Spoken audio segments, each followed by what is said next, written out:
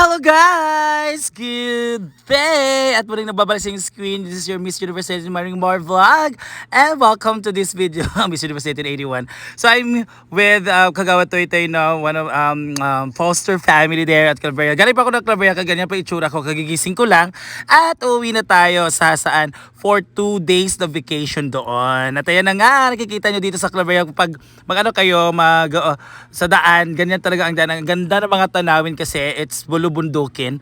Bulubundukin basta nasa ano siya, pabundok po siya. Kaya magaganda yung mga mga tanawin, so may mga trees, may mga flat forest. Yan ang daan, ang ganda talaga ng mga tanawin, no? May mga puno, mga halaman na different na makikita nyo dito sa Claveria. Pero mas maganda yun noon kasi dito sa mga side wala kayo masyadong mga puno. Ngayon marami ng puno kaya natatakpan yung mga maganda like this, nagtatakpan ng mga ganito ang pinyahan. At then hindi na kita yung mga maisan, wala naman pala yan, maisan naman. So for one stop guys, andito na ako sa saan, and of course pupunta tayo sa Hinaguan Farm, na miss ko ang Hinaguan Farm. So I'm with Brit Alive na siya nagsundo sa akin papuntang market dahil si Brenda ay nagpagupit po at bibili kami ng mga ulam para sa dinner at para sa lunch namin ngayon. So ayan na si Brenda dito sa barbershop ng Hasaan together with sister ni Juneri. Nakita namin pamangkin ni Juneri, very cute na bata. And she's very adorable. He's very adorable. Ayan na. Tapos ang pagupit ng Brenda. So yung paggupitan niya, yung mga sa side lang. Para mawalang, siguro kasi po naman ko guys. I'm sorry po. And tinakamusta niya yung pamangkin na Jai na nabakabait. At dito na kami nga sa market guys. Ayan, may mga gulay dito. Namimili na kami kung anong kakainin namin or anong lulutuin namin. So may mga gulay at different gulay dito. Kasi dito sa saan may mga store. Nakikita niyo sa vlog namin yung mga store na magulayan, mga prutasan. So after na pagbili po ay papapunta na kami doon sa papasok na po kami dito kami sa parking area. At papasok po namin, may mga bisita naghihintay kay Brenda and they are keep saying na ang ganda ni Brenda, kagaya ko. And of course, dito sa Amanda guys, siya po ay naglilinis dahil po malapit ang kapistahan dito sa Sulana. Dito sa Hinaguan Farm, nakalocate po ang Hinaguan Farm sa Barangay Sulana. So ngayong 15 po, kaya naglilinis sila. So habang sila naglilinis, tayo na makakota sa pagluto. Kasi kung maglilinis din ako, walang makakota sa pagluto. Kasi wala kaming kakainin and it's 10:30 na. So kailangan na maghikay or magluto na para pagka lunchtime, meron na kaming kakainin. So hindi naman pwede naman ako magtrabaho pero sino magluluto, di ba? So tayo nagkakota sa pagluto guys. So ipiprepare na natin ang ating mga ingredients. So may mga aromatics na po tayo, may sibuyas po, meron tayong bawang, meron tayong atsal or red peppers, yan, or bell peppers.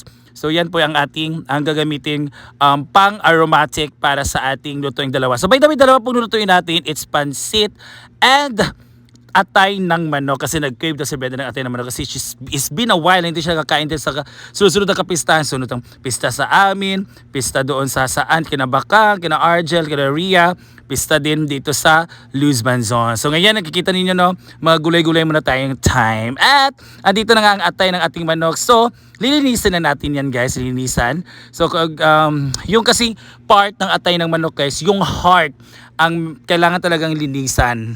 Basta linisan para mawala yung mga dark spot or mga tabudol na dark diyan sa heart ng ating manok. So yan po ay lagyan natin siya ng water kasi naka-display. Actually naka-pack na po ito kasi pag pack kasi malinis sa po yan. Yung hindi pack ay actually pack naman yun tapos dire-display lang ba. So ngayon, pero mas malinis na yung nakapack guys. So habang sila ay naglilinis, ayan matapos si Amanda mag-floor wash kaya nagbubunot na sila dalawa ni Brit Alive. So ayan sila po nakatoka. So I remember my high school days and elementary days, lagi tayo nagbubunot every cleaners natin every afternoon, every after class para malinis yung itong school. At dito na po si Jayford guys. Kumuha po siya ng gulay doon sa aming garden. Meron na pong okra at meron kangkong. Then iba-blanch po yan para gawing salad. At sila naman pack, diba, lipat ng mga kahoy-kahoy or mga furniture dito sa farm. Kaya doon mo na ilalagay sa waiting area para maging malawak o maluwag dito sa farm, dito sa taas. So, let's start the cooking. Yan po ang ating mga unang gagawin. Magpapainit po tayo ng kawa ba na? Basta kalhasa mo. That's frying pan actually. Ay, non-stick pan pala, I'm sorry. And una nating igigisa talaga yung mga aromatics natin. So we have bawang, after bawang meron tayong sibuyas, ayan. So sibuyas natin ang ating susunod nilalagay. So actually, kung niluluto talaga ako, sibuyas ang una ko nilalagay. Pero ngayon, bawang muna kasi yung bawang kasi, tawag dito, may mga balat-balat ba, so para maluto yung mga balat-balat ng bawang, kaya una ko siyang nilagay kaysa sibuyas. Ayan, so i-mix natin yun guys, is mix lang no, para maluto lahat at magisa lahat. So after a while, pag brownish na po yung ating mga aromatics, ay nilagay natin ang heart ng ating atay. So yan po ang heart ng ating manok guys, yan po ang hinihiwa-hiwa ko, tapos sineparate ko siya sa atay para po pagsahog sa ating pansit, ang una nating dish. So, lagyan natin ng granules kung ano man gusto nyo, mga comfortable na ginagamit yung granules. So, pwede po any product or any brand. So, after 3 minutes guys, ganyan na po, plus brownish na po ang heart ng ating manok, ay ilalagay na natin ang ating gulay. So, by the way, yan po pinili ni Brandon na gulay kasi na-miss niya. Pero actually, that's for chop suey. Sabi ko, hindi naman pwede chop suey sa gulay. Gulay, basta gulay, maluluto yan sa pansit. Yan ang isasawag mo. So, wala tayong choice. But, sundin natin ang kanyang request. So, ibagas-bagas natin yan ang ating gulay. And of course, lagyan po natin yan ng mga pampalasa like toyo. So, nilagyan ko rin siyang konting granules para naman ma-absorb ng gulay natin yung mga nilalagay nating mga pampalasa sa kanila. So nilagay ko siya ng water guys kasi konting-konting water lang no, para lang maluto yung gulay kasi yung water ang nagpapaluto sa ating gulay guys. Madali ang pagluto sa ating gulay. And after 1 minute po kasi slice na kasi yung mga gulay, kaya madali lang siya maluto or malambot. Kaya after 1 minute or 2 minutes guys, ay nilagyan natin ang ating pansit, nilagyan natin ng konting granules, ang lagyan din natin ng konting toyo para ma-absorb din ng pansit yung mga pampalasang inilagay natin. So imikas-bekas lang guys, so make it sure na kailangan talagang yung mga nasa ilalim na gulay ay mapupunta sa ibabaw. Ano daw? No, parang gulong ng buhay. Minsan na sa ibabaw, minsan na sa ilalim. At yan po ang ating, nilagay ko po siya ng black pepper para po pandagdag lasa. And may chili sauce dito sa kuan na na siya baka ng liquid seasoning. So nilagay ko siya ng konti para din may mga lasa-lasa ng mga liquid seasoning na yan. And depende naman sa inyo kung anong ilagay niyo guys. So bekas-bekas natin yan guys para po ma-distribute lahat or para po maging malambot lahat, no, para ma-distribute yung sauce natin sa ating pansit. So para din naming fair yung pagkalambot ng lahat ng ating mga ingredients na nilagay. So imikos-bekos lang. So dapat magmikos-bekos kayo guys, dapat naka-smile. Ginawa ko. And magluluto na tayo sa ating second dish, which is our adobong atay ng manok. Yan. And same din po, frying pan ba yun? Non-stick pan din. Yung isa yung yung ginamit ko kasi yung hindi ko na inahon or transfer yung pansit kasi yun yung ibilagay natin sa ating table. So, after po ng pagpainit ng mantika, ilagay natin ating mga aromatics. Yan. And after pag brownish ng aromatics, ilalagay natin ang ating atay ng manok. So, hinagosan ko siya. Nagamit tayo ng strainer para ma-drain lahat ng tubig na nasa, kasi alam nyo naman pag manok no, very very wet. Ay, ginawa ko. Mabasa or matubig talaga yung manok. So kahit ng part.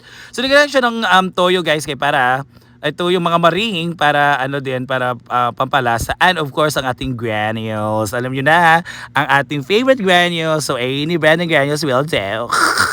So nilagyan ko na siya ng capsicum at sal guys, at naglagay din ako ng pamintang durog, naglagay din ako ng pamintang dahon or laurel para po pampabango yan. Diba laurel ay adobo without laurel is not an adobo, parang ganun diba? So kailangan talaga mga ganyan, kompleto yan para sa aromatics, para sa pampadagdag amoy, napapasarap ng amoy at lasa of course. So takluban natin guys, and after 28 years and half charot lang. Mga after 5 minutes po, ang pagpakukulo, ayan. Ay, hindi ko pa nalagay yung yung pamintang durog. Sabi na ako video eh. Ay, nangabali-bali naman ako video. So, kaya, after mga 5 minutes guys, so tsaka ko na nilagyan ng pamintang durog. So 2 pack po yan. Yung maliliit na pack na belenta sa tindahan. Meron naman dito kasi tindahan sa farm. Kaya doon ako kumuha. At laurel at of course ang ating oyster sauce na magbibigay lasang tamis sa ating magpapaano din siya, magpapabalance ng ating lasa para sa ating atay ng manok. Ganyan. So after that guys, ay mekos-mekos lang natin niya. So, konting mekos-mekos lang. So, hindi ko na na-videoan. Nilagyan ko na siya ng suka kanina kasi naglagay na tayo ng toyo. So, tinikman ko, it's a matter of kulang siya ng tawag dito, kulang siya ng alat. Kaya nilagyan ko siya ng water, ng toyo para pandagdag alat. So, tikman po natin. If it's good, then good. If it's not, kung anong kulang, so ilagay natin. Kung masyadong maalat, lagyan natin ng water. Kung kung matabang naman, lagyan natin ng toyo or ng asin pampadagdag lasa. Di ba? So, because natin yan. And, of course, tapos ako magluto. Hindi pa tapos sila Ma'am si G, Brenda at si Pit to Life na maglinis o mag-varnish ng ating mga kasangkapan dito or mga furniture dito sa farm. So, let's eat, guys! And kumain na nga si Amanda. Let's eat. And meron tayo again. Luto na po ating pancit, ang ating atay, at meron tayong salad. This is what we call a Bisaya native. Bisaya pa native ba? Is Bisaya salad dito sa Pinas. Hala, wala yung katong blue. At Amanda is naggutom dahil nag-furwax po siya sa lahat. Dito sa dito sa flooring, dito sa bahay. So, kain mga langga.